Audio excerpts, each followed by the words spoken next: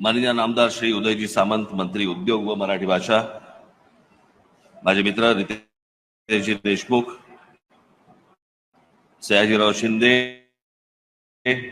सदानंदराव मोरे, लक्ष्मीकांत देशमुख, रवींद्र शुक्ला पवार, रामदासजी फुटाणे आणि राजेशजी पांडे आणि बाहेर जमलेल्या सर्व मराठी बांधवांनो, भगिनींनो आणि मातांनो,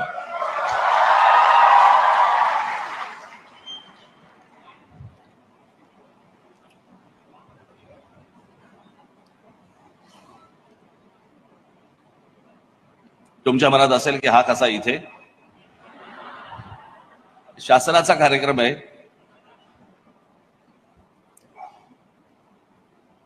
पण उदयजी सामंत यांनी मला बरीच गळ घातली आणि या कार्यक्रमासाठी मला बोलवलं आणि त्यामुळे आपलं सर्वांचं दर्शन झालं. त्यामुळे मी उदयजी सामंत यांचे मी मनापासून आभार मानतो. आज माझे मित्र रितेश देशमुख यांचा माझ्या हस्ते त्यांना पुरस्कार देण्यात आला. ही सगळी भाग्यवान माणसं, मी दिलं म्हणून नाही, पण यांना पुरस्कार मिळतात. आमच्या वाट्याला फक्त तिरस्कार असतो आणि तो घेऊन आम्हाला वाटचाल करत राहावी लागते.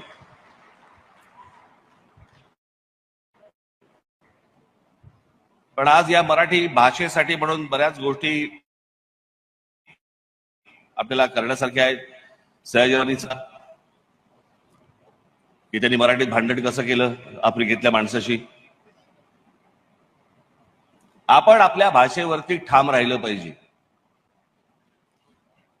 जग त्याच्यानंतरच तुम्हाला दाद देतात. जशी फ्रेंच माणसं आहेत, जशी इतर देशात मधली माणसं आहेत, ते आपल्या देशाशी आपल्या स्वतःच्या भाषेबरोबर इतके प्रामाणिक असतात की तुम्हाला त्यांचा अभिमान वाटायला लागतो. अरे की स्वतःच्या भाषेशी केवढे प्रामाणिक आहेत, आपल्या देशात आहेत की.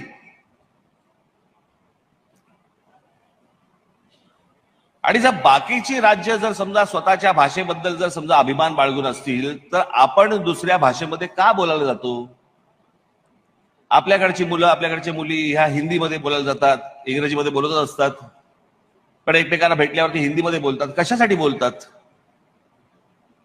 आता आपल्या इथे राष्ट्रगीत लागलं होतं, काय राज्यगीत, जय जय महाराष्ट्र माझा. सांगून दाखवा भारतामध्ये कुठच्या राज्याचं राज्यगीत आहे? कोण म्हणतं जय जय आसाम माझा? असं कोण म्हणतं का मला? जय जय गुजरात माझा, जय जय तामिळनाडू, जय जय महाराष्ट्र माझा.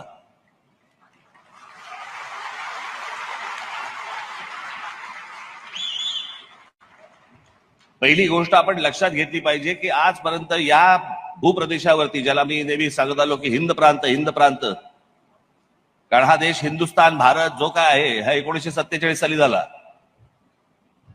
पण या संपूर्ण हिंद प्रांतावरती जी आक्रमण झाली ती सगळी बाहेरून आली आहेत.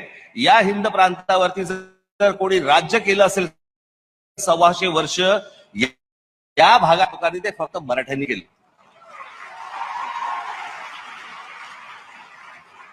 इतर कोणीही राज्य केलेलं नाही. बाकीचे आले ते सगळे बाहेरून आलेले लोक आहेत.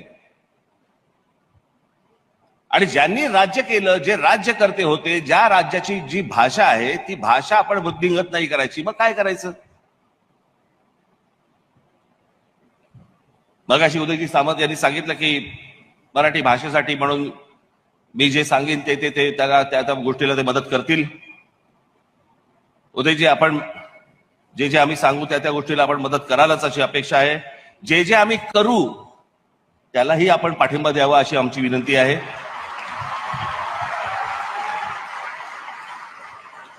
तेव्हा फक्त केसेस टाकू नका.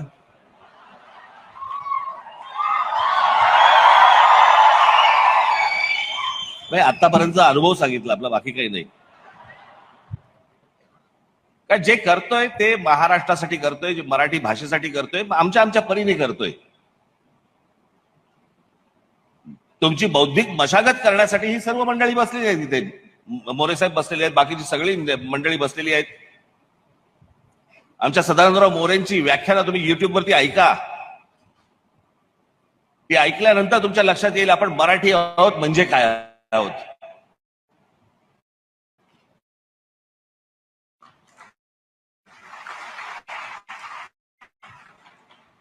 माझ्या भाषणामध्ये सांगत आलो मी, आज पुन्हा एकदा सांगतो. माणसाचं जे अस्तित्व असतं किंवा एखाद्या भाषेचं, त्या समाजाचं जे काही अस्तित्व असतं ना, ते त्या जमिनीवरती असतं. आपण दरवेळेला म्हणत आलो आपण आमचा इतिहास, जगाचा इतिहास. इतिहास म्हणजे काय? इतिहास म्हणजे भूगोल. ऍडॉल्फ हिटलर असेल, नेपोलियन असेल, कोणी असेल, औरंगजेब असेल, कोणी असेल, मला हा भाग पादाक्रांत करायचा आहे, मला हा प्रदेश मिळवायचा आहे. तो मिळवल्यानंतर जो बनतो तो इतिहास.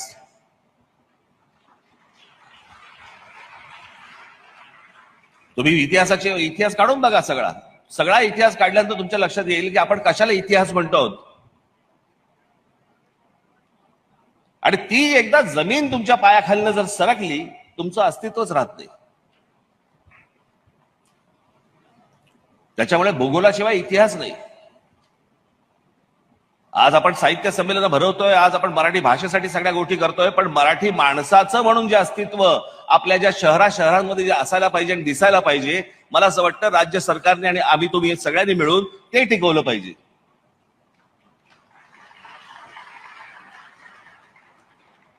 नुसत्याच फक्त प्रगतीच्या नावावरती जर आमच्याकडच्या जमिनी फक्त जाणार असतील आणि आमचीच लोक जर समजा आमच्याच राज्यामध्ये बेघर होणार असतील, मला असं वाटतं त्याला विकास नाही म्हणत.